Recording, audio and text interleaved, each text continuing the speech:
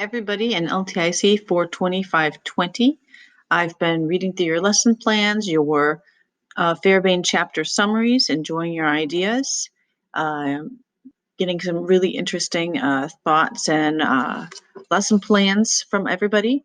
So keep reading the Fairbairn. So this next chapter will be the Fairbairn about level 3 English learners. And I know Fairbairn and Jonesville starts to get redundant at this point, and that's because there's layering going on of the strategies that you use. The strategies that you use for level 1s, you'll use a lot of them again for level 2s and level 3s. So Fairbairn and Jonesville keep repeating these strategies. It's kind of a spiral, but there's also some different information, different explanations, different scenarios that will give you context. So keep reading Fairbairn, but I know that it will start repeating a little bit, but it's still useful information. And of course, the more we read and that the information gets repeated, the more we internalize it. So keep going with Fairbairn. I just wanted to briefly touch a little bit on the lesson plans. Most of you, I think, are finding kind of your style of lesson plan that you want to use. If you're still struggling with that, then just let me know. I can give you some ideas. Mainly people do something like this in the template. I've highlighted here just an example of something that someone used in the past, part of a lesson plan. It started out with show the short video Piper. Many people do then this, is they put their differentiation and they highlight it right in the lesson plan. That's fine. Okay, sometimes, making notes, no differentiation needed. Ask the class to share a time something was difficult and scary for them, which relates to the video Piper. Piper is a great little video if you ever want to give a little explanation of or example of something that somebody facing a challenge, and it has no words in it, which is why there's no differentiation needed for level 1s. It's about a little bird learning to swim in the ocean. All right, now the second part gives students asking class to share something. Level 1 students, if we go to the we to can do's, then you want to look at what level 1s can do. Level 1s can draw or provide other visuals. So this is a differentiation. This person said, give the students the option to draw something scary as opposed to talk about a time. So that was how this person differentiated. Some people, instead of doing it right in the lesson plan, underneath in a color, some people will add a second column here or a third column. You can do that here. You can add another column, put a differentiation there. Some people like to do a narrative afterwards. They like to discuss what's in their lesson plan and how they will change it. So each person needs to think for themselves about what they want to do. Each of you think about what do you want to have when you go in to teach a lesson. Would you prefer to have your notes embedded in your lesson plan? Would you prefer to have something separate? How do you want to lay it out?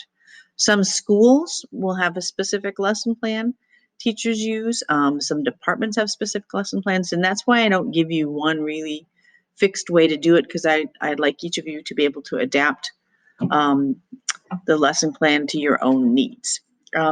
Make sure that when you do put your differentiations in as you're posting to Blackboard and sharing, make sure you include your base lesson. Don't just give a narration of your differentiation. There can be great ideas in there, but if you can't see the original lesson, what's being differentiated, it's really hard to see, how you're adapting your lesson for the English learners. So make sure to just paste that in there too, so you have the lesson and all the differentiation. Okay, that's really important. The questions at the bottom are really they're guides. Some people fill them out because it helps kind of round out what they want to do with their lesson and make it clear. Okay, so things like, what are you doing to make things comprehensible, supporting vocabulary development? If you cover everything completely in your lesson plan, if you have all the information in there, as you go through those questions and everything is clear in your lesson plan, you don't necessarily have to write everything out here. But most people find it helpful to use these to write some notes to make sure that everything is clear about the lesson. And so when you are filling these out, make sure you're specific to this lesson. I've seen some comments about, I will, about making the room and the class atmosphere welcoming as a way to support vocabulary development. That is an excellent idea, and I'm glad that you're doing that. That I want, for this purpose, it should be something, what in this lesson specifically, other than being welcoming, are you going to do for vocabulary development? So, for example, are you providing specific visuals? Are you providing specific activities for students to learn vocabulary? Are you pre-teaching certain words? So it's specifically for this lesson. So the more specific you can be, always the better. Something specifically about just preschool that has come up, because a lot of people I know are doing preschool or early childhood, is it's a 50-minute lesson, and that isn't necessarily developmentally appropriate for really young kids, but you do need to have a 50-minute lesson. So feel free to, if you're doing, for example, a lesson in some kind of math or science or something, feel free to then segue into a literacy activity, which could be related, but which gives the students a little bit of variety. All right. So you do want to vary things. You don't have to stay on the same topic. You do need to have 50 minutes, but you can, provide other activities that either repeat or do something a little bit different to expand the lesson. So you're getting into level 3 now, and as the book will tell you, as Fairbairn will explain to you, level 3 is where most English learners fall, and it's where English learners often get stuck, because level 3 is students at a level 3 are very functional. They can have a good conversation with their peers, with you.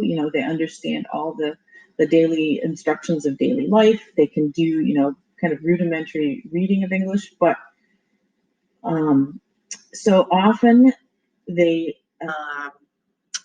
often get overlooked at this point, because when you have a level 1 student and even a level 2, their needs are so obvious. You have to change your lessons for them, or they call your attention. 3s often kind of fall between the cracks. They blend in. And this is quite tragic, because if a student spends several years at level 3, those are the kids that often drop out. Think about Alejandro in our Borders and Dreams book. He made it to probably what was a level 3 in his academic language, perfectly fluent in social language, but he never hit that level where he could really feel comfortable in English classes or Spanish. He didn't have the academic Spanish either. So it's the kids, particularly too, that don't have the academic background. They will not. They often have struggled to get to the next level. So we have to be very intentional. If you think of this question too, what can you do to help students in their vocabulary development? And this last question, what can you do to help students make progress in reaching the next level of English proficiency? So for each level, so if you're differentiating level for level 1 or 2 or 3 or 4, look at your can-dos and look at the next level. So for example, if you're differentiating for your level 3, and I'm just pulled this out for a 2nd and 3rd grade, what can you do maybe that you can start helping them get to level 4? All right. So for example, you're having students perhaps retell a story. So 3s can retell simple stories from picture cues. Perfect. Is there something that you can do from level 4? It talks about sequencing events. Can you start to introduce the sequence words to start to push them? They'll need a lot of scaffolding if they're not at level 4, but how in each level can you start thinking about pushing them to the next level so they don't get stuck in level 3? We really want them to feel empowered to keep moving and get better and better. So that is just my thoughts to share with you about level 3s. And then you'll be reading about level 4s. Again, it's the level 1s and 2s. They seem, I think, often like the most work. They are a lot of work to differentiate for, but it's really, really, really important to differentiate and push those level 3s and 4s onto the next into the next kind of stage of language acquisition. So one other thought to leave you with, if you are wondering what to do with your lesson, if you have some questions, if you feel really good about your lesson but you want to ask me anything, if you want to clarify, feel free to email me and we can set up a time to maybe talk for 10-15 minutes about your lesson. It is a really good practice to do this. Often when I am developing a new unit or new lesson, I show it to a colleague or I show it to one of the instructional coaches to get some feedback. So it's not, don't feel like you have to, that if your lesson is already good, that you don't need to do this. If you want to, please email me and we can set up a time. I'm free most days after 3 o'clock and we can get on Zoom or, some kind of, we can get online and share your document and just maybe talk through any points. If you don't need to do that, that's fine too, but please feel free to do that. If it would be helpful, I'm glad to do that. All right.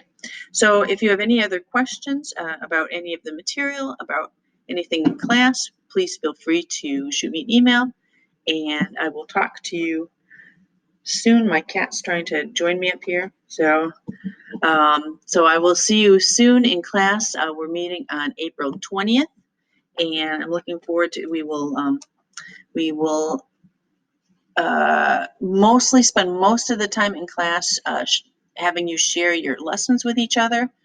So, and that will be useful. And then I'll spend time talking about your lessons. We'll see a few more examples of teaching and we'll talk about your pre and post assessments and then you'll just about be done because you've written all these rough drafts. So take care. I hope you're doing well.